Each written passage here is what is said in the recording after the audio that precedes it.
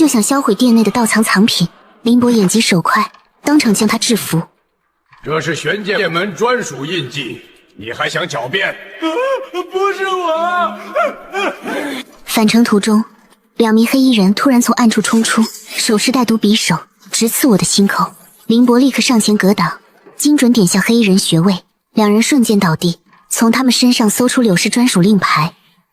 我来到苏府，打算和柳氏对峙。苏老爷也闻讯赶来。作为我的亲生父亲，他靠母亲获得了如今的权势，却从来不顾及我的死活。自从母亲亡故，他对柳氏所作所为睁一只眼闭一只眼。柳氏假装哭诉，说我陷害于他。他的女儿苏灵薇也在一旁附和，嘲讽我这个姐姐。但见到我拿出叛徒名录与柳氏的私属令牌，虽然无法证明柳氏谋害了母亲，但也说明他参与其中。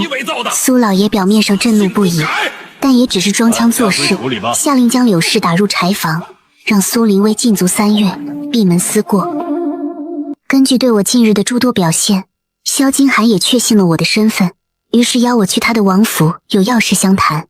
事实上，我也有问题要与他问个明白。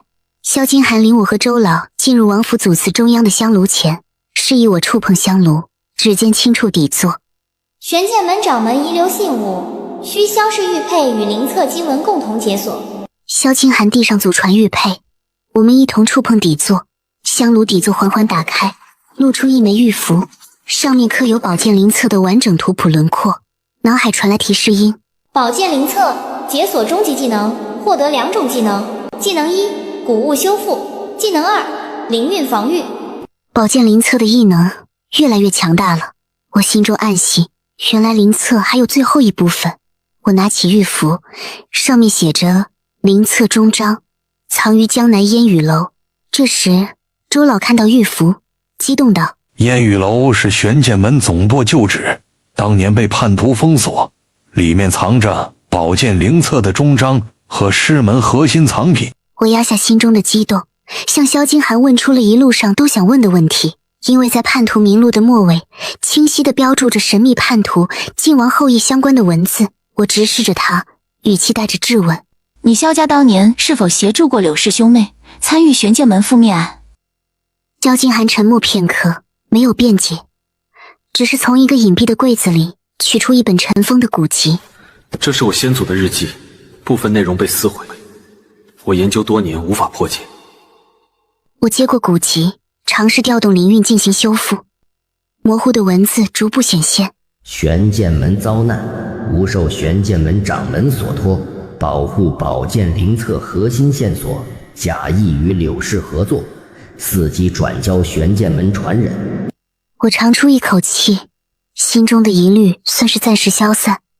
接下来我们将会并肩作战。虽然我很想尽快找到宝剑灵册的终章，看看最终的异能会给我带来多大的惊喜，但眼前柳氏的问题还需要彻底解决，免得留有遗憾。因为根据叛徒名录里的信息，得知柳氏在京城西郊的废弃药炉有一个炼制毒素的据点，而母亲就是因为中毒被迫害致死，因此找到铁证势在必行。第2天，我们赶到京城西郊，发现药炉周围弥漫着淡淡的毒雾，闻着头晕目眩。噬魂七绝毒雾器，市场价值不详。这正是导致母亲中毒的毒素。我立刻调动宝剑灵册给予的灵韵，开启防御，形成无形屏障护住众人。走入近前，毒雾瞬间消散。趁现在冲进去！萧金寒一声令下，我们冲入药炉。药炉内的空间远比外边看到的大，里面装满了各种炼制药物的原料和工具。原以为是已经被放弃的窝点，正要开始搜查，几名藏在黑暗处的守卫手持兵器跳了出来，恶狠狠地冲向我们。萧金寒与周老他们快速制服对手。我走到炼毒炉前，触摸炉壁，噬魂七绝毒半成品，市场价值不详。我暗自尝试调动异能灵韵注入炼毒炉，果然灵韵之力和炼丹炉内的毒素迅速中和。想不到来自宝剑灵册的灵韵竟然可以这样使用。炼毒炉碎裂的同时，原料与半成品被中和，彻底失去毒性。众人在药炉内搜查，发现一枚刻有影字的玉髓。我触摸后，毒玉髓来历不详，市场价值不详。柳氏背后似乎还有一支更神秘的势力在推动着这一切。就在我们调查西郊药炉的同时，玄剑门弟子传来了柳氏逃出苏府并藏匿起来了的消息。看来他已经知道我们的行动，但是有了叛徒名录，柳氏在京城的据点我都一清二楚。不久后，玄剑门弟子来报，在京城一处隐秘别院找到柳氏。他正坐在屋内，手持毒玉髓炼制简易毒素，看到我们闯入，脸色大变，起身就想逃，被林伯死死拦住。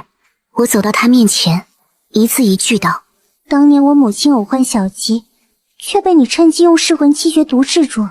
你利用我来逼迫母亲交出宝剑灵册的秘密，母亲当场毒发惨死。你怀疑我有宝剑灵册的线索，这么多年来一直虐待于我。我缓缓复述柳氏的罪行，他脸色惨白，双腿一软，瘫软在地，痛哭流涕的辩解：是柳承风逼我的，他说不杀你娘，玄剑门的宝藏就得不到。周老厉声呵斥：事到如今还想狡辩？你谋害同门，残害主母，炼制禁术毒素，罪该万死。不久，顺天府尹带人赶到，将柳氏捆绑押走。临行前，他疯狂嘶吼，原来他背后的势力是一个叫做尹阁的组织，他们才是真正迫害玄剑门，并且谋害我母亲的主谋。我回到母亲在苏府的旧院，整理遗物时，在暗盒里发现一个刻有玄剑门暗记的精致木盒，调动灵韵打开，里面是一封泛黄的书信与一枚掌门令牌。吾女清渊，若你有幸觉醒灵册，必是玄剑门传承之人。当年玄剑门遭难，吾拼死护住灵册残卷，只愿你日后能清算叛徒，重建玄剑门，护好师门藏品，勿让技艺失传。掌门令牌乃师门至宝，持此令牌可调动玄剑门所有势力。我攥紧令牌，眼眶泛红，泪水滑落。娘，我一定会完成您的遗愿，守护好玄剑门，为您报仇雪恨。我一边安排周老重新聚拢昔日玄剑门弟子和势力，着手调查关于尹阁的相关情报，一边开始仔细研究关于宝剑灵册的异能。目前我拥有3个主要技能，一是可以对任何古玩物件进行鉴定，二是可以对破损的古玩物件进行修复，三是可以凭借血脉之力调动宝剑灵册赋予的灵韵进行主动防御。也就是说，我现在拥有了自保能力。此时玄剑门弟子飞鸽传书，大批身份不明的人马正在向江南集结，目标似乎就是原玄剑门在江南烟雨楼的总舵。我们即可筹备赶赴江南。江边渡口雾气弥漫，我们一行人准备登船前往江南。刚踏上跳板，20余名黑衣人突然从四周围堵而来，为首者手持玄剑门兵器，正是名录上还未被清除的叛徒头目。交出掌门令牌和宝剑灵册，饶你们不死，否则今日谁也别想离开渡口。他怒喝着挥剑砍来，我激发灵韵开启防御，形成无形屏障挡住袭来的刀剑。萧金寒手持长剑斩杀几名叛徒，气场全开，为首者大惊失色。林伯与弟子们上前制服他。萧金寒逼问线索，你们的人是不是已经抵达江南烟雨楼？为首叛徒死硬不招，并且咒骂我们。我当即决定让周老带脚程快的弟子先行赶往江南，摸清总舵情况，自己与萧金寒、林伯随后赶到，是时候与玄剑门的叛徒做个了断了。烟雨楼依山傍水，青砖黛瓦，表面是繁华的酒楼，人声鼎沸，内里却暗藏昔日玄剑门的总舵机关。我叫苏清渊，苏家嫡女。作为玄剑门关门弟子的母亲，因为门内的至宝宝剑灵册而被柳氏害死，而我也被成为继母的柳氏害得痴傻多年，仍在荒芜别院。濒死之际，生母遗留的残破书卷沾了我的血，觉醒了宝剑灵册的异能。在大晋朝，古玩业是天下经济支柱，从宫廷到民间皆痴迷古玩，造假、盗宝，古玩走私频发。玄剑门作为大晋曾经最大的古玩门派，被扣上谋反的罪名，遭朝廷围剿，几乎灭门。如今我的目标很简单，查出玄剑门惨案的真相，为母亲报仇。3天前，我被柳氏的2个粗使下人像拖死狗一样扔在断墙残垣的乡下别院。配他正好。柳夫人说了，让你自生自灭，别想回苏家。一个下人语气恶毒，另一个下人瞥见我怀里紧紧抱着的残破书卷，伸手就想扯走。那是娘留给我的唯一念想，我下意识死死抱住。他恼羞成怒，一脚踹在我胸口，我踉跄着撞向断墙，嘴角溢出温热的鲜血。他捡起破碎的瓷片，狠狠摔向我，划破了我的指尖。下人们得意洋洋地离开了，却没有注意到我的鲜血顺着指尖滴落，渗入那本残破书卷。那残卷突然泛起极淡的红光，紧紧贴着我的胸口发烫，像是有生命般钻进我的腕间。脑内瞬间弹出提示音：宝剑灵册绑定成功，解锁初级技能古玩鉴定。混沌的神智突然清明，我猛地睁眼。周老成功汇合后，我们4人乔装成食客进入。我的腕间经文微亮，感应到总督暗示入口的灵韵，指引着我们前往后院。白天明显有人在盯着我们，于是我们便晚上再次潜入。后院墙壁上刻满玄剑门专属纹路。少主小心，错一步就是万劫不复。我按灵韵的指引，逐一触碰纹路节点，每触碰一处，纹路便泛起金光。当最后一处节点被触碰，墙壁缓缓裂开，露出通往总舵的石阶。石阶两侧镶嵌着玄剑门的藏品，并无陷阱。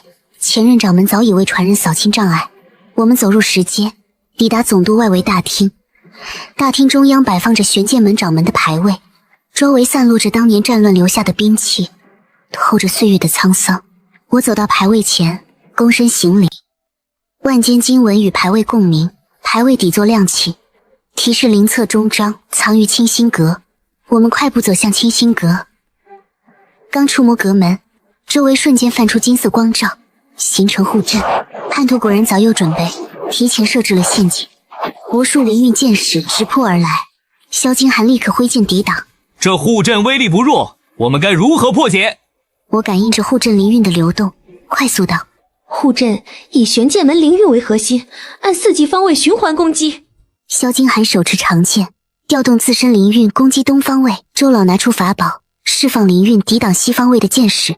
我趁机冲向东方阵眼，指尖泛着金光，将灵韵注入阵眼。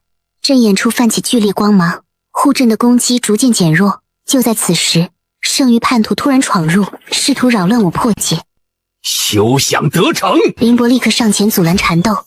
我咬紧牙关，加大灵韵输出，万间经文色泽加深，终于成功破解阵眼。我趁机冲入阁内，直奔最高处的书架。我将灵韵注入古籍，夹层缓缓打开，露出一卷金色绸缎，正是宝剑灵册终章。宝剑灵册圆满，解锁终极技能灵韵归一，可汇聚、净化、操控天地间的灵韵。叛徒们冲了进来，嘶吼道：就算你灵册圆满，我们也不会让你重振玄剑门。我调动灵韵归一，天地间的灵韵快速汇聚，在我身前形成一道巨大的金色光刃。挥手间，叛徒们的兵器瞬间被灵韵瓦解，自身被灵韵束缚，动弹不得。叛徒的首领没想到我的异能如此强大，看着被死死困住的同伙，准备自我了断，但被我快速用灵韵制住。想死没那么容易。林博与弟子们上前，将叛徒全部捆绑，交给江南知府处置。玄剑门重建仪式上，肃清袁少主为新任掌门。周老站在高台之上，高声宣布。我站在人群中央，看着重振的师门，心中默念：娘，我做到了。玄剑门总舵重建后，不少古玩商上门道贺，却个个面带愁容。一名古玩商上前，语气急切地禀报：苏掌门，最近市面上出现大量高仿玄剑门藏品，几乎能以假乱真，不少藏家上当受骗。我心中一凛，柳氏与叛徒大都已经落网，但他背后的残余势力仍在作祟，必须严肃整顿，才可以震慑这帮宵小之徒。我随即前往江南最大的古玩市场，在市场最大的古玩商号内，拿起一件高仿青瓷，指尖轻轻触摸，赝品，仿玄剑门天蓝釉白花莲纹长镜瓶，市场价值5两。而类似这种仿品在市场上比比皆是，但对于大多数普通藏客很难明辨真假。我根据异能产生的灵韵感应，一路追踪，找到一处隐蔽的造假作坊。作坊内机器轰鸣，大量高仿玄剑门藏品堆积如山。造假团伙头目见我们上门，别动！销毁证据跑路。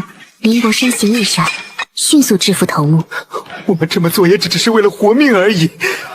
我冷笑道：“既然坏了这里的规矩，就别指望能有退路。”随后，我在古玩市场公开处理了一大批玄剑门的仿品，将造假团伙报关羁押，并协助官府捣毁了大量造假窝点。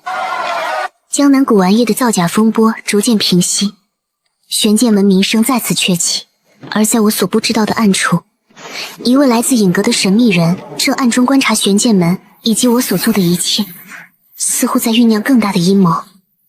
江南之行的任务都已完成，我安排周老留守江南总舵，带着林伯、萧金寒启程回京。途中经过多个城镇，我在沿途古玩店中精准识别出几件玄剑门流失藏品，以低价收回，交由林伯妥善保管。定当妥善保管。抵达京城之后不久，皇帝便传诏要求我入宫，因为也曾听闻我的鉴宝和修复能力，特意要求我为宫廷藏品进行鉴定和修复。大殿之上，皇帝指着数十件藏品，语气和蔼地说道：“苏掌门，这些藏品多为历代遗留，部分受损严重，还有些疑似赝品，劳烦你鉴定修复。若有玄剑门流失藏品，可直接带回师门。”领命后，我跟着太监来到皇宫藏品库，开始进行鉴定，快速分类整理。可修复真品12件，不可修复真品8件，赝品5件。我拿起一件受损严重的青花瓷，调动灵韵修复，指尖泛着柔和金光，轻轻覆盖在裂痕处。灵韵顺着裂痕游走，滋养着瓷身，裂痕逐渐愈合，模糊的图案也慢慢清晰。2个时辰后，皇上指定的藏品已经修复和整理完毕。皇帝前来视察，看到修复完好的藏品与分类清晰的清单，龙颜大悦。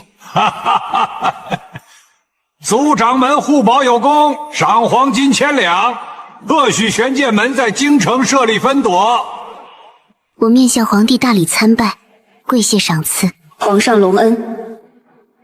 能在京城重设分舵，对于玄剑门来说意义重大，但我明显感觉到阴暗的角落里正有人死死盯着我。这种身在阴谋当中的不安感，在回到京城后愈加强烈了。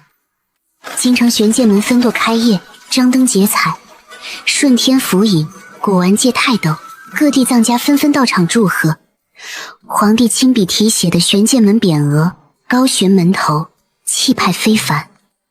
仪式进行到高潮，一名身着锦袍的男子带着随从闯入，手持一块残缺玉石。被仿的物件应该是彩蓝田玉炼制，自带极品灵韵，纹路规整且含上古图腾。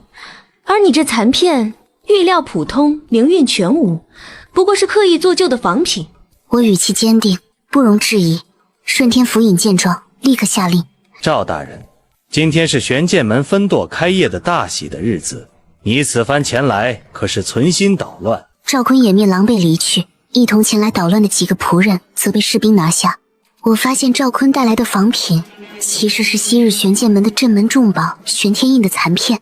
林伯说，玄天印里藏着玄剑门数百年来的宝藏图，而玄天印在玄剑门当年被迫害之际，由掌门交由燕王保存，但燕王随后也遭陷害被杀。皇帝出于皇族血脉的考虑，将其所有藏品，原来这就是柳氏苦苦追查的玄剑门至宝。眼神从涣散到惊喜，然后变得锐利冰冷，攥着青瓷碎片，指甲深深嵌入掌心。柳氏，你害了我娘，这笔账我定会讨回来。我需要钱，需要立足的资本。我揣着从别院墙缝里找到娘当年藏下的应急钱，20两碎银。混在热闹的市集人群中，我在一个古玩小摊前看到了在角落布满灰尘的破陶罐，罐子里似乎有什么东西发出感应。我鬼使神差地伸手触摸，脑袋里立刻提示：真品100年前玄剑门储物罐，市场价值200两。我心头一喜，故作懵懂地对摊主笑：老板，这破罐子看着结实，5个铜板卖我可好？摊主见这陶罐常年无人问津，摆摆手就应了。我把陪葬于金郊的燕王墓里。赵坤如何获得玄天印的残片，并且进行伪造？今天的出现是有意为之，还是无心之举？不管如何，为了追查玄天印的下落，我还是打算前往径山的燕王墓。墓穴入口隐蔽在径山的深处，被茂密植被遮挡，极其难找。经过一夜的跋涉，在第二天我们终于来到了燕王墓。燕王墓并不是通过灵运就可以打开。萧金寒拿出祖传的晋王玉佩，与我的灵运一同触碰石壁，石壁缓缓裂开，露出漆黑的通道。刚进入通道，周围便泛起黑色雾气，阴冷刺骨。林博想挥剑驱散，被我拦住。这雾气有迷幻作用，不可妄动。我调动灵运归一，形成屏障，将雾气隔绝在外。通道内的壁画逐渐显现，刻有玄剑门掌门与燕王会面的场景，印证了两者的渊源。行至通道尽头，一道石门挡住去路。我抬手激发灵运，万间经文与石门共鸣，石门缓缓打开。我们步入主墓室入口，脚下突然亮起无数光点，形成星辰图谱。光点化作利刃，按星辰轨迹直扑而来。星辰阵以北斗七星为核心，按四季星辰轨迹循环攻击。阵眼在北极星位置，需帝王气息激活阵眼机关。我感应着阵法流动，快速说道：“快将帝王气息传导于我。”萧金寒点头，他将自身气息涌向我，我将灵运与帝王气息融合，化作一道金色光柱，直击北极星位置的阵眼。星辰光点逐渐消散，阵法攻击停止。就在此时，许多身穿士兵甲胄的人突然闯入。苏清渊，我们中计了，多谢你为我们破解阵法，玄天印我们就笑纳了。林博立刻上前格挡。保护掌门，速战速决！这些余孽交给我。萧金寒手持长剑，斩杀数名敌人。我趁机进入主墓室，看到中央石台上摆放着一个木盒。我快速打开木盒，只有一份卷轴。原来燕王生前担心玄天印遭恶人窃取，已经提前将其藏于玉泉寺地宫。摆脱敌人之后，我们按线索前往玉泉寺地宫。此时从江南赶来的周老也带着玄剑门的弟子接应我们。地宫入口隐蔽在佛像后方，通过激发灵运，入口便被缓缓打开。进入地宫，护阵突然启动，无数灵运锁链从四周袭来，缠绕向我们。我与萧金寒掌心相对，灵侧灵运与他的气息融合，形成金色光刃，斩断锁链。石台上玄天印泛着温润金光，我将其收入怀中，镇宝与万间灵册共鸣，能量涌动。看来玄天印不仅仅是玄剑门的一件典藏珍品，更重要的是可以和宝剑灵册融合，提供更为强大的灵运能量。刚准备离开，数名黑衣人再次围堵而来，手持兵器道：“交出镇宝与灵册，留你们全尸。”残余的玄剑门叛徒们仍然在做着最后的挣扎，我们合力围剿。周老带旧部及时赶来支援。老夫在此，谁敢伤我玄剑门人？一名负责情报的玄剑门弟子来报，柳承凤已潜逃出京城，前往西域玄冰窟了，据说要复活传说中的影阁暗黑首领。从玉泉寺地宫回来，我们好好休整了一番，同时也把近些日子搜集的一些情报让萧金寒上报给了皇帝。原以为根据获取的柳氏迫害玄剑门及操纵整个事件的影阁能让皇帝有所作为，但萧金寒上报的信息在皇帝那儿却石沉大海，没有得到任何的反应。但我知道影阁如此处心积虑地对付玄剑门，并且对我一次次的追杀，包括作为朝中重臣的赵坤的参与，绝对不是普通的门派之争，肯定有着不可告人的目的。我决定立刻筹备西行，阻止柳承风的阴谋。萧金寒也决定带领府兵和我等同行。1个月后，我们行至西域边境戈壁，黄沙漫天。很难想象影阁的势力范围已经到如此遥远的地方。在继续西行几天后，大批影阁弟子突然围堵而来，3名影阁长老开始率先向我们发起攻击。为首长老手持玄蛇杖，杖尖泛着黑毒光。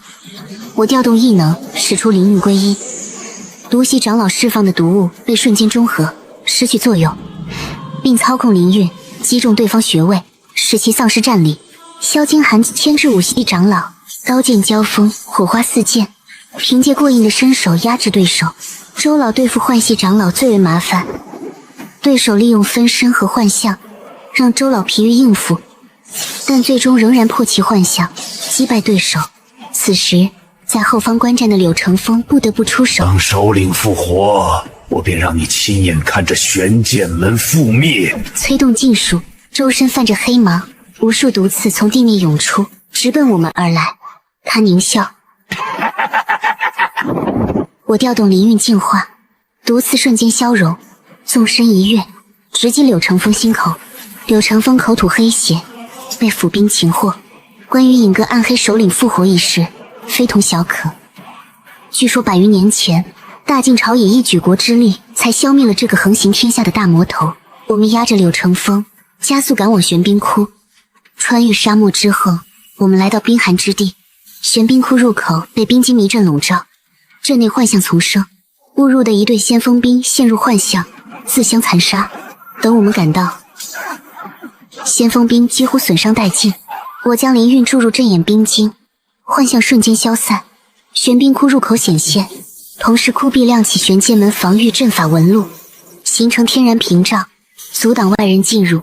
我们深入窟内，见到了一个巨大的玉壁。周老告诉我，这个玉壁是100余年前先帝与玄剑门一起封印暗黑首领的。尹阁想要解除封印，就势必要破坏这个玉壁产生的结界。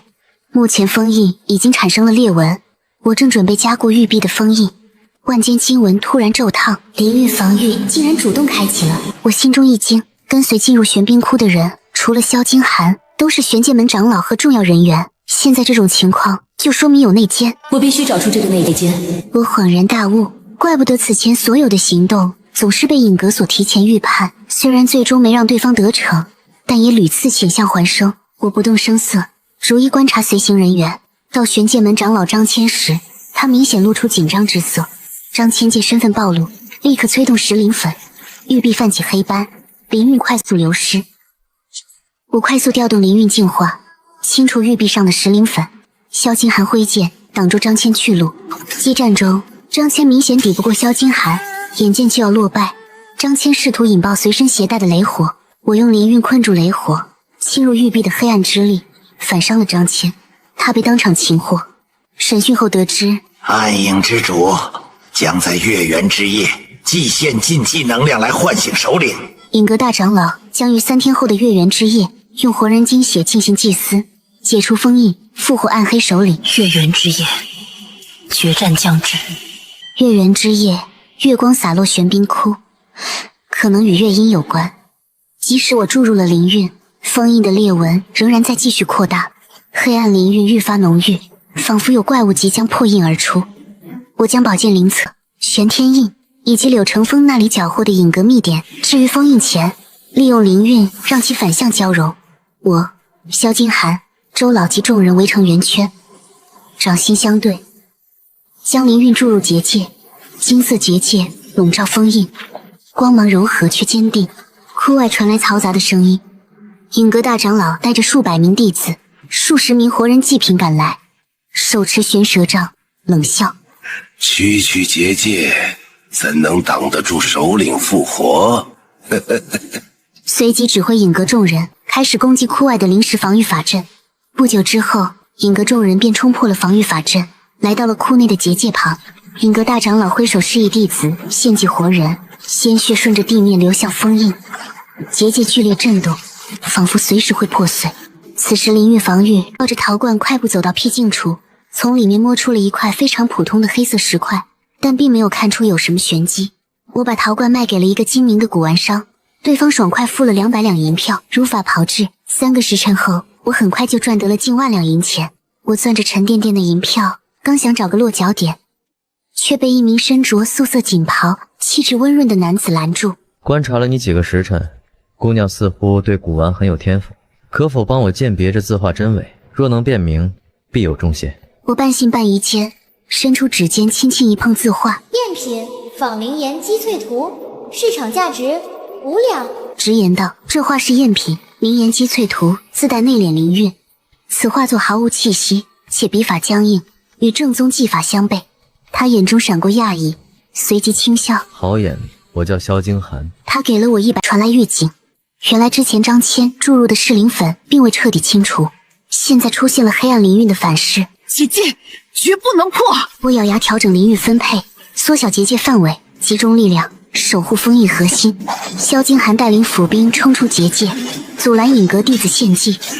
刀剑交锋声、惨叫声响彻玄冰窟。大长老见献祭受阻，玄蛇杖直指结界核心。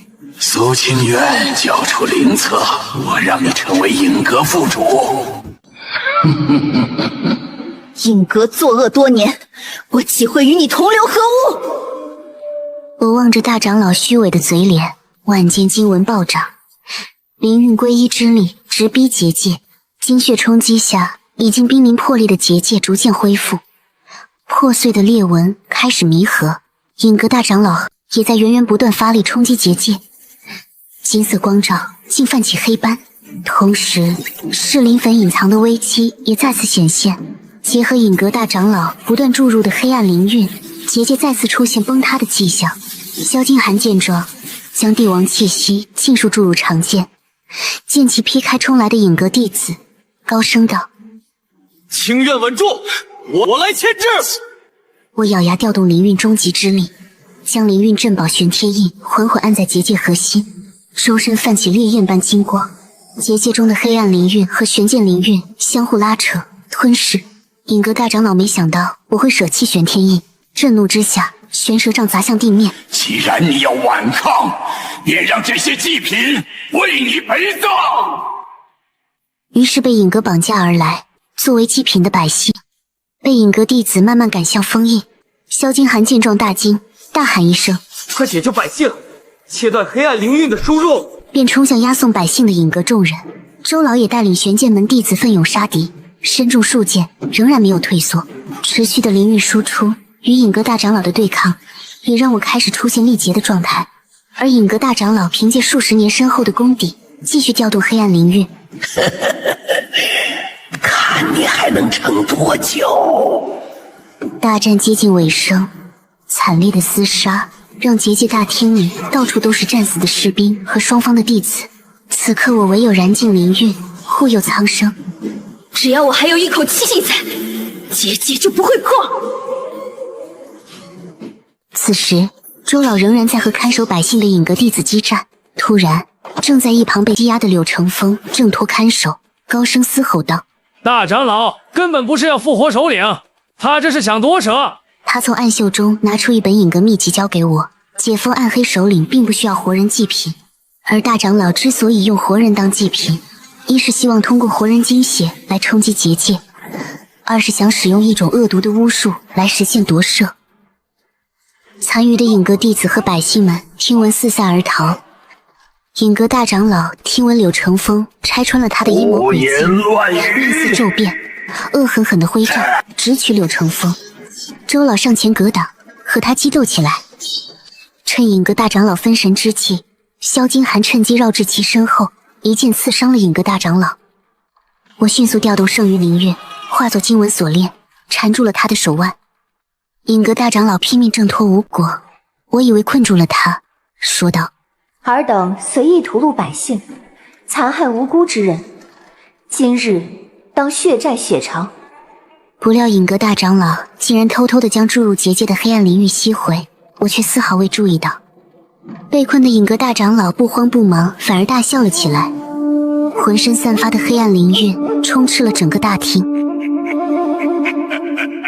影阁大长老被灵韵锁链束缚，嘴角却露出轻蔑的冷笑：“想要锁住老夫，异想天开！”便挣脱了灵韵锁链，引爆部分黑暗灵韵，震退众人。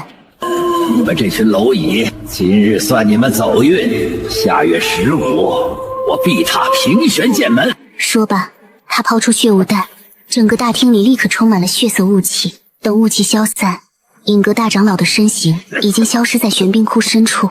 柳成风瘫坐在地，神色惶恐。可影阁势力太大，我不敢反抗，我也是被逼无奈啊！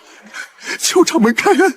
柳成风交代，此次西行是在赵坤的授意下进行的，就是要把我们都吸引到玄冰窟来，包括影阁大长老也对此毫不知情。将他押回京城看管，严加审讯。萧金寒下令将柳成风押回京城看管，周老则带人清理玄冰窟，修复封印。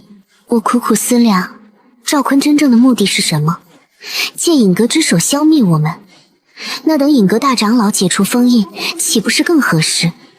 一时间我也想不清楚这其中的缘由。在清理过程中，影阁众人遗留的宝物中，我发现了一枚玄冰玉宝。珍品，大晋朝皇室典藏珍品，玄冰玉髓钻，市场价值20万两。我心中一惊，影阁与宫廷有所勾连。看来敌人比我们想象的更强大，朝堂与江湖早已在暗处合流了。萧金寒也对此感到震惊。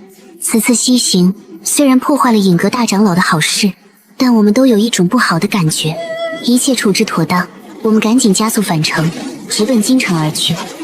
然而路途遥远，还未等我们赶回京城，一场足以颠覆大晋的权谋风暴已在宫墙之内展开了。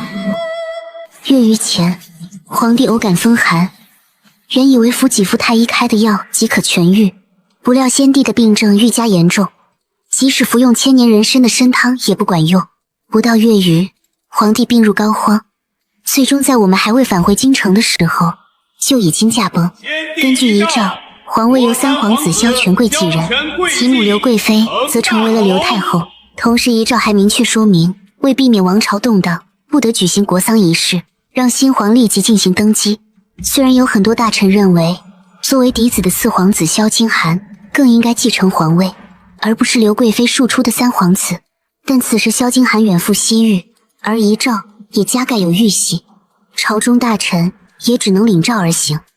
坊间传言先帝之死甚为蹊跷，他生前一直暗查玄剑门案，结果还没公布，却在查到关键线索时暴毙。这宫里的水深着呢。我等返回京城时，已然得知先帝驾崩，萧权贵登基新皇。这天夜里，一个黑衣人貌似闯入王府，为萧金寒带来一份消息。王爷有紧急密报。原来先帝贴身太监常德子被刘贵妃收买，每日在参汤中掺入慢性毒药。很好，事成之后，太监总管的位置，本宫替你留着。奴裁定不负太后厚恩，万死不辞。先帝有所察觉，但为时已晚。临终前，先帝亲手写下遗诏：老四，你要彻查玄剑门一案，大晋绝不能落到他们手中。将遗诏和传国玉玺藏于太和殿龙椅下方的密室里。先帝驾崩后，柳贵妃联合常德子两人合谋伪造遗诏，封你一份新的，传位于三皇子萧权贵。笔记你来访，玉玺本宫来盖。这就是您最后想告诉我的真相了。萧金寒点燃了父皇遗信，暗暗发誓：既然天命如此，那这大晋的江山，我便亲手拿回来。真正的遗诏藏在太和殿，但现在肯定无法直接闯入。我们正在商量下一步的行动。下人禀报说，宫里来人了，似乎和赵坤之前所写伪造的传国玉玺残片有关。赵坤已投靠刘太后，借伪造玉玺之事污蔑我私藏国宝，意图谋反。萧金寒面色凝重，一直忌惮我这个嫡子，如今借影阁之手发难，怕是要提前动手。正说着，太监传旨召萧金寒入宫。奉太后懿旨，赵靖王入宫问寻玉玺之事。您为问寻玉玺之事100两作为报酬，并约好日后联系。夜里，我躲在京郊附近破庙里避雨。虽然我已经有了足够多的银两，但以后如何行事，我还需要好好思量一番。在此之前，必须保持低调。借着微弱的火光，我反复摩挲着白天从陶罐里得到的发黑废玉。这玉看着不起眼，却让我莫名心悸。突然，手臂上泛起金色符文，同时面板出现提示：珍品玄剑门掌门玉佩碎片，市场价值不详。突然，庙门被推开，一名白发老者走进来，目光落在我手中的黑色废玉上，瞳孔骤缩，快步上前。我下意识遮挡万间经文，他伸手想触摸黑玉，我阻拦时，衣袖滑落，经文彻底显现。老者浑身一震，扑通跪地行礼，实则暗藏杀机。刘太后因为找不到真正的传国玉玺，可能随时会兵行险着。我与你同去，可借鉴宝之机探查太后罪证。我不想他一个人去冒险。凌伯，待弟子暗中接应，若宫中有变，立刻行动。属下明白。凌伯神色严峻，领命而去。我和萧金寒登上入宫的马车，肃杀的禁军卫队，厚重的大门宫墙，让第一次进入后宫庭院的我仍然小心翼翼。而且在去往慈宁宫的路上，隐约看见躲藏在角落的亲卫军，更加确定了此行凶险万分。不料刘太后竟然安排我们直接住在宫里，第二天一起面见皇帝。金寒，听说你们刚刚返回京城，一路舟车劳顿，今晚就在宫里好好歇息吧。在不安中熬过了一晚，看来没有明显的证据，刘太后也在犹豫如何处置我们。次日，在朝堂上，刘太后端坐主位，身旁的萧权贵面色懦弱。晋王殿下，传闻你私闯燕王古墓，盗取传国玉玺，可有此事？刘太后语气阴冷。萧金寒刚要辩解，我上前一步。太后，臣女可证燕王古墓内并无玉玺，且赵大人手中残片也并非玉玺残片。我停了一下，继续说道。而且皇帝登基时就出示了盖有传国玉玺印章的遗诏，那么传国玉玺不应该在宫里吗？为什么还会怀疑玉玺在燕王墓？众人哗然，赵坤脸色惨白。还有，我等此番西行前往西域玄冰窟，据悉乃是赵坤设计，将靖王和我等调离京城数月有余。这是否和先帝在此期间驾崩有所关联？赵坤闻言更是大惊，没有想到柳成风已然将所有诡计全盘托出了，只好跪地辩解道：微臣冤枉啊！苏掌门所说之事纯属子虚乌有，请太后和皇上明鉴。刘太后强装镇定：哈哈，玉玺一事只是哀家和金寒开个玩笑而已，赵坤之事以后再议。苏掌门既然来了宫里，那么正好宫中有些许古玩物件，需要你来给长长眼。于是刘太后便让人取来众多古玩物件，让我来做鉴定。毕竟皇家典藏数量众多，在朝堂之上就全部鉴定出来，也绝非易事。她也希望杀一杀我的锐气。苏掌门，请吧。然而，在众多古玩物件中，我只对一只白玉碗产生了兴趣。碗身温润，刻有先帝年号。刘太后紧张地看着我，我指尖触碰碗壁，灵测异能立即提示：真品，御用青花川花龙纹碗，市场价值5万两，碗底有噬魂七绝毒残留。心头巨震，这竟是谋害先帝的关键罪证，而且与谋害我娘的是同一种毒药。先帝的死和尹阁也有关系。我强压情绪，缓缓道：此碗为真品，乃先帝生前所使用的器皿，但似乎有毒药残留。刘太后脸色巨变，没想到坊间传闻我的鉴宝异能竟然是真的，真是弄巧成拙了。刘太后眼神闪烁，厉声呵斥：一派胡言！此乃先帝常用之物，怎会有毒药残留？定是你等故意栽赃。朝堂之上气氛一时剑拔弩张。刘太后虽被质疑，却仗着掌权之势，下令将我们软禁在宫中偏殿。皇宫的亲卫军在四周警戒巡逻。乘着夜色，林伯凭借身手潜了进来。萧金寒有些消沉：刘太后，这是要困死我们？我倒是觉得是个机会。其实在这里也好，我们可借机去太和殿寻找遗诏。萧金寒制止道：刘太后掌权后，已经加强了皇宫内的守卫，硬闯太和殿绝非易事。宫廷内的亲卫军比往常多了1倍，想要在这种情况下去到太和殿，确实需要从长计议。林伯提议，可以安排人手在皇宫的各个宫门附近制造事端。5城兵马司的人手都是新朝刚上任的，绝对无法应付，那么肯定会让最近的宫内守卫协助，这样就可以分散宫廷守卫。我点头应允。即刻写了亲笔信，让萧金寒的贴身侍卫趁夜送到周老手里。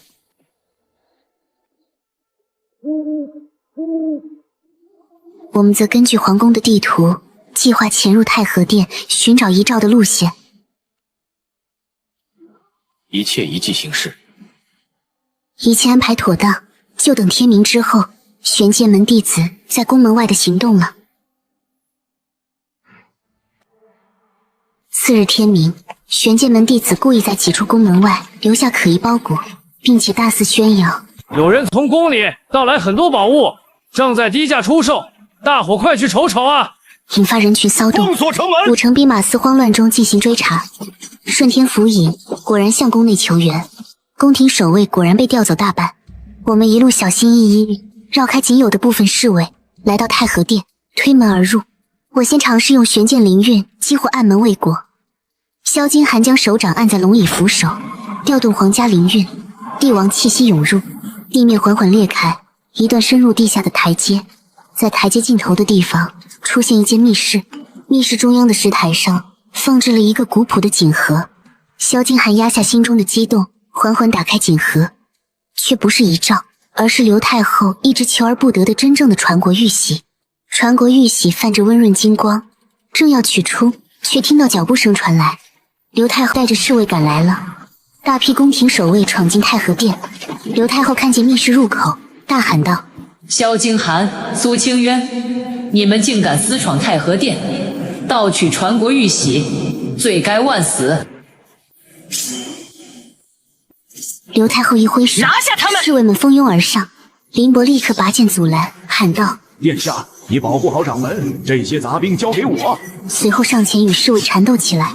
其实现在的我，已经不是当初被抛弃在乡间别院的小姑娘了。我激发玄剑灵运，化为数道灵运剑气，瞬间击倒了数名侍卫。萧金寒有所犹豫，毕竟这些护卫其实都是大晋王朝最忠诚的士兵，只是暂时被蒙蔽而已。于是他调动皇家灵运，融合我的灵运防御，激发防护结界，将我们笼罩在内。侍卫们的刀剑一时无法穿透。刘太后见状，取出一枚玄蛇令牌，高声道：隐阁弟子何在？数十名隐阁弟子从暗处冲出，周身泛着黑芒，竟是大长老派来的援兵。刘太后冷笑道：今日便让你们葬身这太和殿。隐阁功法带有的黑暗灵运，能够对玄剑灵运和皇家灵运有所克制，因此防护结界开始出现破碎的迹象。隐阁弟子和侍卫们合力围攻，我们陷入苦战。萧金寒挥动手中长剑，帝王气息震退隐阁弟子和宫廷护卫，高声道：清渊，你带着玉玺先走，我与林伯断后。我知道此刻不能迟疑，揣好玉玺，往太和殿下的密室里跑去。那里有一个暗门，应该是密道。我回头望了一眼缠斗的两人，咬牙钻入密道。密道悠长，通向城外。刚出密道，便看到周老带着玄剑门弟子等候。随后萧金寒和林伯也从密道安全撤出，众人立刻赶往玄剑门在京郊的据点。处理完萧金寒和林伯的伤势之后，我们开始研究商议。密室里只有传国玉玺，但没有找到遗诏，先帝应该另有谋划。我下意识地尝试注入灵运，结果玉玺表面纹路亮起，玉玺的底部竟然掉出一卷薄如蝉翼的丝帛。展开一看，正是先帝留下的遗诏。先帝果然心细，必须有皇家灵运和玄剑灵运才可以拿到真正的遗诏。遗诏上面清晰写着传位给嫡嗣皇子萧金寒的旨意，以及暗中调查当年玄剑门谋反一案，并指出尹阁和刘贵妃。声音哽咽。玄剑门外维护卫参见少主，属下找您找了10几年，就是那恶妇一直在找宝剑灵册，想彻底掩盖罪行。话音刚落，4名手持棍棒的恶仆突然闯入破庙。为首者怒喝：你这丫头，快把宝剑灵册交出来！我害怕的向后躲去，林伯立刻起身与恶仆缠斗，将他们纷纷打倒。我趁机摘下为首者腰间的仆从玉佩作为证据，让林伯放走1名下人。回去转告柳氏，他的罪证我会一一收集。我和林伯乔装成丫鬟与老仆，混入京城。林伯告诉我，之前与我有一面之缘的萧金寒其实是当今圣上的嫡嗣皇子。坊间传闻他最有可能继任皇帝大头，但最大的威胁是他的哥哥萧权贵正在私下勾结。萧金寒虽然已知内情，但看到先帝的遗诏，仍然久久不能平复心情。勾结尹阁，制造玄剑门惨案，用计把我们调离京城，然后谋害先帝，夺取皇权。这一步步的设计，几乎让我们跌入万丈深渊。但既然已然知晓了他们的阴谋，那就开战吧。我们即刻联络忠于先帝的大臣，并召开密会。朝中大部分大臣都穿着素衣，秘密乔装而来。萧金寒出示了遗诏与传国玉玺，大臣们群情激愤，纷纷表示要拥护萧金寒登基。我等愿拥护殿下护卫。尽管很小心，但大臣们要拥立新皇的消息仍然不胫而走，很快传遍京城大街小巷，百姓们也是议论纷纷。刘太后听闻之后震怒，反了，都反了！下令废除萧金寒爵位。奉旨，萧金寒与玄剑门谋反，奉旨围剿。萧权贵则以皇帝之名发布圣旨，宣告萧金寒谋反，下令围剿。不仅将宫内的禁卫军悉数派出，并且将负责京畿地区安全的驻防军也调派而出，势必围剿歼灭玄剑门在京城的势力。一支支训练有素的铁甲军队，整齐地向京郊的玄剑门据点开拔河包围。我和萧金寒并肩站在墙头，这是至今我们面临的最危险的时刻。在京郊玄剑门的据点内，周老在做最后动员和准备，绝不后退，誓死保卫玄剑门。门内弟子纷纷摩拳擦掌，誓死捍卫玄剑门。杀声震天，地面也微微颤动，所有人刀在手，剑在弦，时刻准备迎敌。我也赶紧调养气息，以便在即将来临的大战中保护众人。数万训练有素的禁卫军包围了玄剑门，士兵的压迫感让很多门内弟子紧张不已。随着禁卫军统领一声令下，军队开始发动攻击，漫天的箭矢不断地射向据点内部。尽管有做好防御，箭矢仍然在不断造成杀伤。不得已，我只好提前激活灵域防御。玄剑之灵，护我山门！巨大的无形防御结界逐渐扩大，把玄剑门整个据点都保卫在内。箭矢和火炮的攻击都被结界拦住，禁卫军的进攻受阻了。此时，门内弟子则趁机向外射出箭矢，刹那间攻防转换，开始对城外的士兵造成了不少的伤亡。此时，萧金寒登上高台，众将士听令！刘太后因谋篡位，谋害先帝，此乃先帝遗诏与毒杀明证，真相在此，尔等还要助纣为虐吗？大晋朝仍是一个皇权之上的朝代，有了传国玉玺和遗诏，再加上萧权贵登基时的各种蹊跷，城外那些原本就军心不稳的禁卫军士兵首次听闻了真相。犹豫片刻后，在禁卫军统领的带领下，纷纷放下兵器。臣愿遵随殿下，拨乱反正。一群吃里扒外的废物！赵坤见状心有不甘，亲自带领尹阁弟子冲锋，杀进玄剑门，鸡犬不留。我调动体内最后的灵域归一，一道金色光刃劈出，击伤了他。赵坤被2名亲卫救下，狼狈逃窜，其手下被尽数制服。玄剑门众人在大战中得以存活，赢得了胜利。云开雾散，我们终于守住了。是啊，玄剑门之火永不熄灭。禁卫军倒戈之后，意味着宫廷的内斗已然分出胜负，皇宫的高墙反而成为了刘太后等人的牢笼。经过此事，我们已然确定刘太后、赵坤、尹阁相互之间有勾连。我们决定从张骞开始下手，毕竟他作为尹阁安插在玄剑门的案子已经长达20年之久，他应该对玄剑门惨案有所了解。告诉我当年的真相。严刑审讯下，他终于吐露全部真相。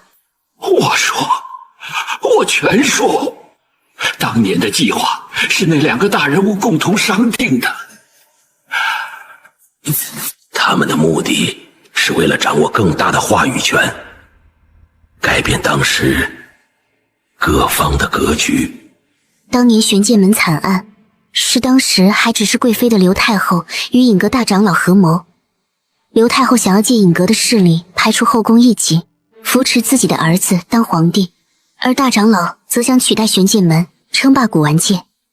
柳氏兄妹只是他们的棋子。张骞还供出尹阁总坛藏在京城东郊的废弃古玩城。在玄冰窟夺舍计划失败后，大长老正筹备新的禁术，意图融合尹阁首领与先帝灵韵，然后灭了玄剑门。我听完立刻下令，林伯带弟子监视尹阁总坛，周老留守分舵，我与殿下入宫。张骞因作恶多端被当场诛灭，结束了他20年的潜伏生涯。随后我与林伯等人分兵，分别奔向皇宫以及东郊的尹阁总坛。我与萧金寒带着遗诏、传国玉玺及张骞的供词，闯入皇宫大殿。萧权贵端坐龙椅，刘太后站在一旁，神色傲慢。萧金寒高举遗诏，声音铿锵：“刘太后，你谋害先帝，篡改遗诏，勾结尹阁，罪证确凿，还不认罪？”一张伪造的遗诏，几句胡言乱语，也想污蔑哀家。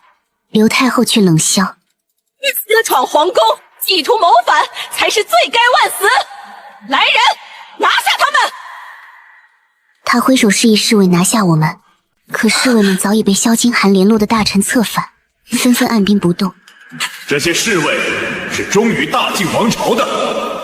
太后脸色惊恐，正在不知所措之际，赵坤突然从暗处冲出，挟持萧权贵。萧权贵面色惊恐，向刘太后求救：“母后，救我！别动！谁敢再上前一步，我就让这大京的主人血溅当场！”赵坤挟持萧权贵，一步步后退到大殿外，眼中满是疯狂。我语气平静：“赵坤，你已是穷途末路，何必再做无谓的挣扎？”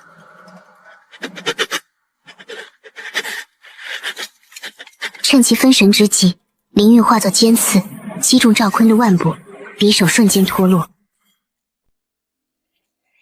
萧金寒趁机冲上前救下萧权贵，赵坤则被当场斩杀。萧权贵吓得瘫坐在地，颤抖着说：“我都是被母后逼的，我不想当皇帝。”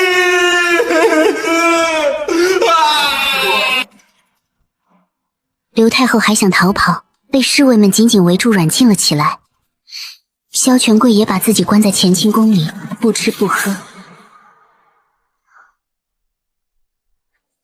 解决皇宫危机后，我们立刻赶往东郊的废弃古玩城，和已经潜伏监视的林伯他们会合。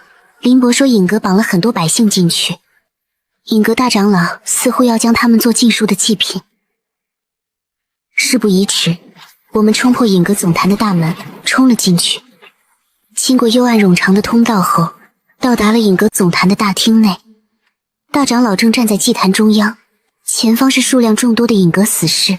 祭坛上的法阵中心，有10几个穿着白色祭袍的老百姓痛苦地挣扎着，无数黑暗灵韵从他们身上流出，涌入祭坛。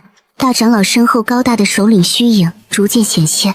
苏清源、萧金寒，你们终究还是来了。大长老转头看来，眼中满是疯狂。待我融合首领凌云，再多的玉玺，整个大境都将归我所有。我看出了端倪，低声告知萧金寒：想办法救下那些陷入困境的百姓，就能阻止这股危险的力量。萧金寒闻言，立刻和林伯带领士兵冲向祭坛，与尹阁弟子缠斗。我则带人趁机靠近在苏府附近的茶馆2楼。我靠窗而坐，死死盯着苏府大门。这里曾是我娘的家，如今却成了那毒妇的天下。这是我家主子的信物，务必亲手交给府尹大人。林伯乔装成百姓，将那枚仆从玉佩交给等候在此的顺天府尹亲信。我知道，仅凭我一人之力，难以撼动柳氏，必须借官府之力。顺天府尹府内，曾经和玄剑门关系甚密的府尹看到林伯带来的信息和仆从玉佩，脸色大变，立刻下令：玄剑门判图案事关重大，立刻派人暗中调查苏家柳氏，严密监视柳成风府邸，不可打草惊蛇。果然，苏府内很快传来动静。柳氏得知玉佩被查，气得摔碎桌上茶杯，脸色铁青地对心腹道：“绝不会让他活着走出京城！快通知柳成风，谈解救身穿白色祭袍的人们。”随着一个个穿着白色祭袍的百姓被士兵解救下来带走，禁术阵法开始紊乱。大家跟上，必须在阵法彻底失控前把百姓带出去。影阁大长老见状暴怒异常，激发体内黑暗灵韵向我攻击，我也迅速调动玄剑灵韵与之对抗。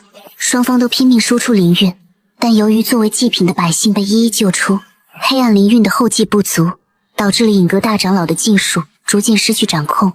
暗黑首领的虚影开始消散。你敢破坏我的大业！影阁大长老怒不可遏，玄蛇杖直指我心口，黑暗灵韵化作巨蛇扑来。我调动圣域灵韵与巨蛇缠斗，影阁大长老的实力恐怖如斯，灵韵快速流失。我第一次感到体内的灵韵开始出现枯竭的迹象。我咬牙燃烧自身精血，猛地强行提升灵力，一击击溃了巨蛇，可自身也气血翻涌，嘴角溢出鲜血。萧金寒见状，立刻冲过来护住我。清渊，别勉强自己。大长老见大势已去，竟想引爆自身灵韵，与总坛同归于尽。今日便让你们葬身于此！他周身黑暗灵韵暴涨，整个影阁总坛开始震动。还要同归于尽！我强撑着起身，咬破手指，将鲜血按在手臂上，然后手指掐诀，金色光芒笼罩整个祭坛。灵韵归一开始强行吸收大长老的黑暗灵韵，他发出凄厉的惨叫，身体逐渐消散。不可能，我怎么会输？大长老的声音渐渐消失，萧金寒和林博等人长出一口气，终于获得了最后的胜利。我因吸收过多黑暗灵韵，意识逐渐模糊，眼前一黑，晕倒在萧金寒怀中。随着影阁大长老的消亡，这个一手制造玄剑门惨案的罪魁祸首，参与颠覆大晋王朝的组织，终于彻底覆灭了。晋王府中，数日来我一直昏迷不醒，萧金寒则用帝王气息不断地为我温养经脉。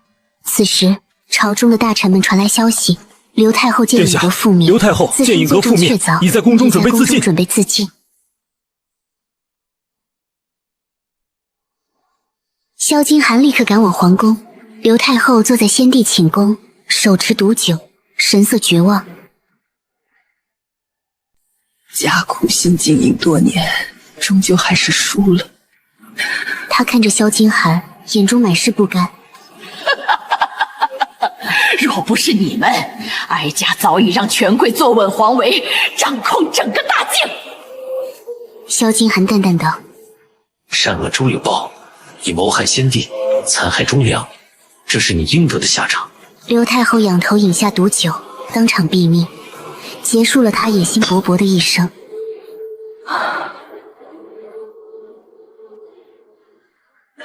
宫内一片哀嚎，百稿纷飞。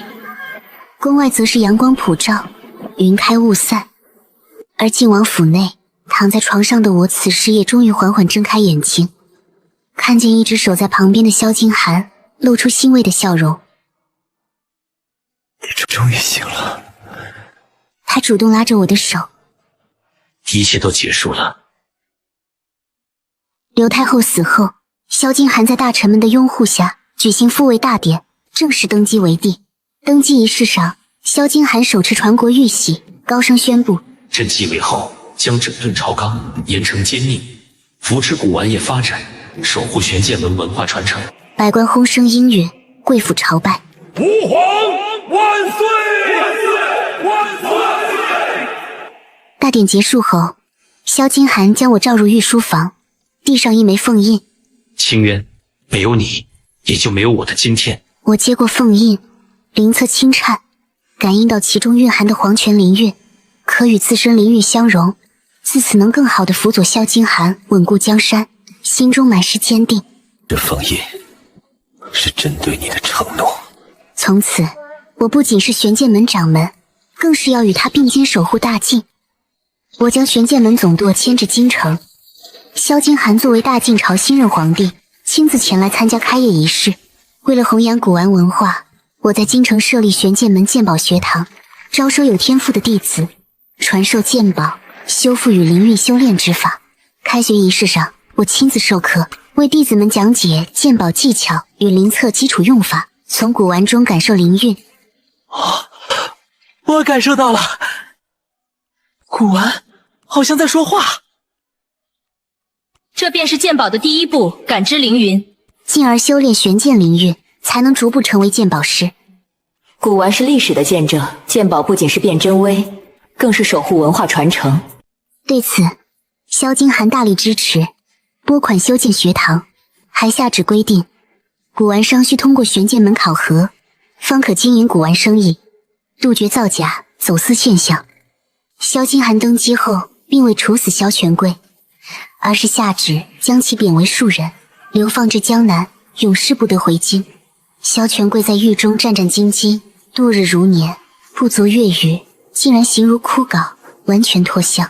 萧权贵跪在地上，感恩陛下饶命，臣弟再也不敢觊觎皇位，多谢陛下开恩。朝中所有与尹阁有所勾连、牵涉玄剑门惨案、先帝被害相关事件的大臣及人员，均被缉拿处刑。柳承风被废除武功，终身监禁，而柳氏得知刘太后与尹阁覆灭，仍不知悔改，在牢中辱骂我。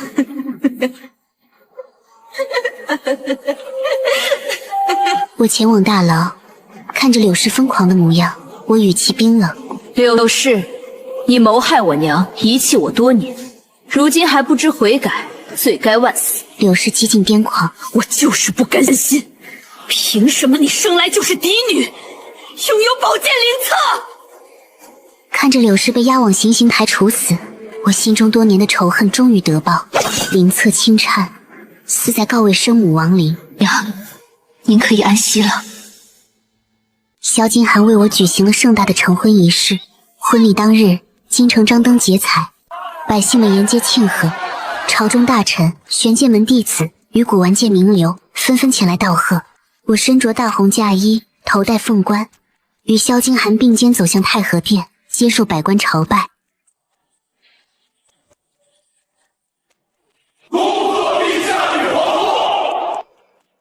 这一日是我此生最圆满的日子。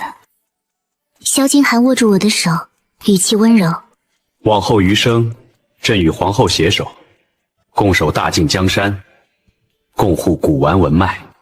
我望着他，眼中满是笑意。